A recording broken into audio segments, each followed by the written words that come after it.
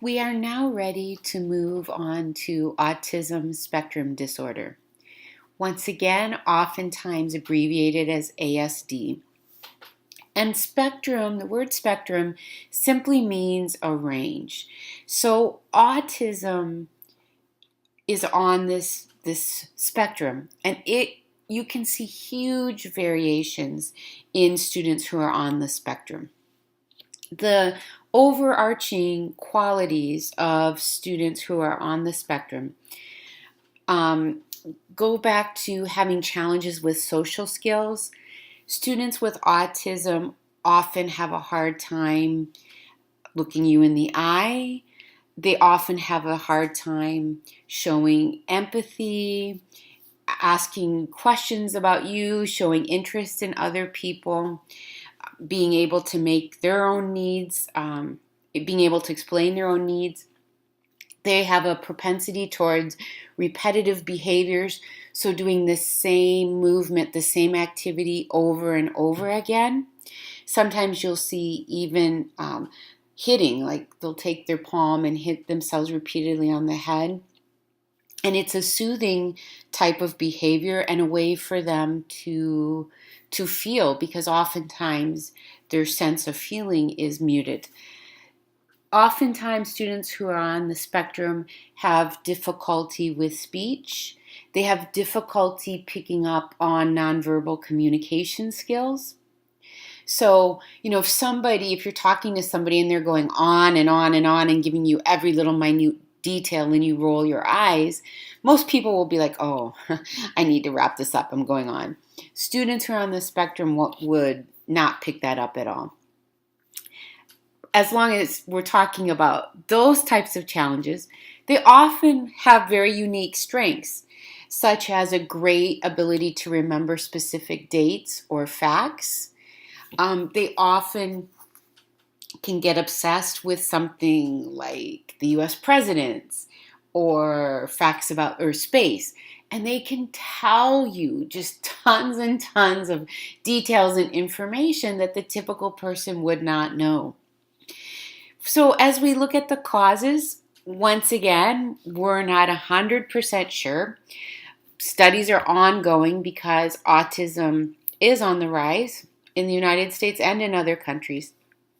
But the thinking is that there are, once again, genetic and environmental factors. One of the things that is becoming increasingly accepted as one of the causes is the advanced parental age. And as we know, females, right, are born with the number of eggs they're going to have their entire lives. And as a woman gets older, the amount of risk factors involved with those eggs increases. Also, we know students who are born, or children who are born prematurely or with a low birth rate, often have a higher propensity towards autism.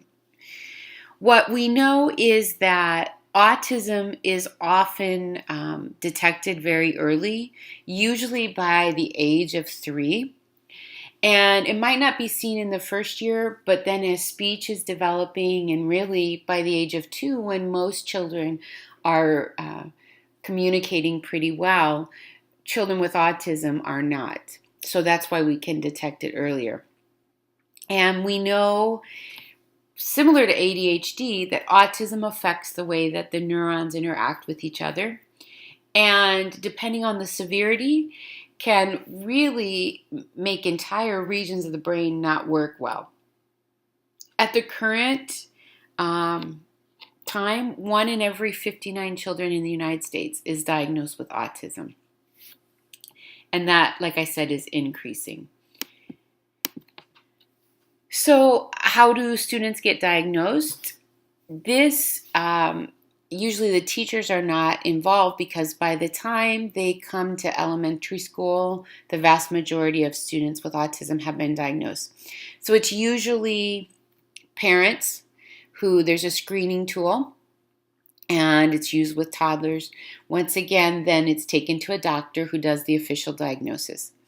One of the good things about early diagnosis is that our state mandates that students with autism are given services from the age in which they're diagnosed. So we have programs for 2-year-olds on up, and we have an early start program in the state of California where students' needs are met and they're starting to work on speech therapy, they start to work on communication skills, they start to work on regulation of behavior, teaching basic survival skills, that kind of thing.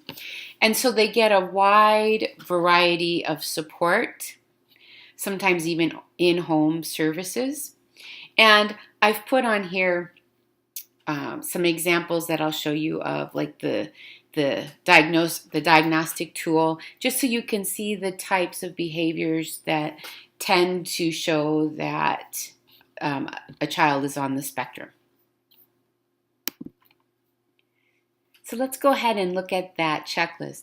And I am on a great website that's called autismspeaks.org. I highly recommend that you check that out because it has a wealth of resources, and you might have a parent come to you. I mean, as secondary teachers, your kids are already going to be diagnosed, your students. But you might have a parent who has a younger child who has not been diagnosed, and you can refer them to this website as well. So here is the modified checklist. There's just some background information.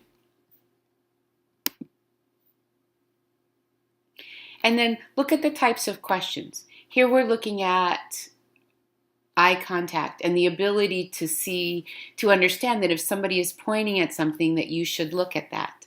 Oftentimes, children with autism won't. Look at that one, because of the lack of language. Also, kids with autism are very literal. They don't do imaginary things or make-believe. So that also can be a sign. So look at the behaviors, unusual finger movements. Right here, using pointing instead of verbalizing.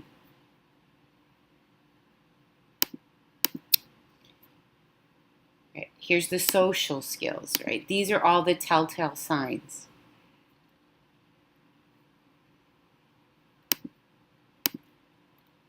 Right? Responding when you call his or her name. Right? Most children would do that. Smiling. This is one of the things that really bugs parents, because they're like, my child doesn't seem to be excited to see me. Right? Everyday noises. So oftentimes kids with autism, something like the dishwasher running or the air conditioning turning on, that would just be normal sounds to most people, those can really upset somebody with autism. Right? The physical. Here's the eye contact again. Even copying, mimicking. Children with autism often won't use those clues around them. A lot of times people describe it as them being in their own world. You can see that.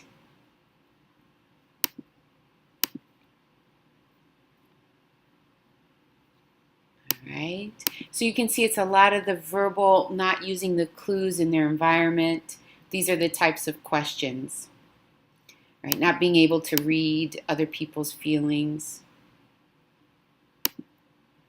All right? So just some samples of the questions there. But these checklists do exist to help parents be able to really think about the behaviors that they're seeing in their own child and then take those results to a medical professional.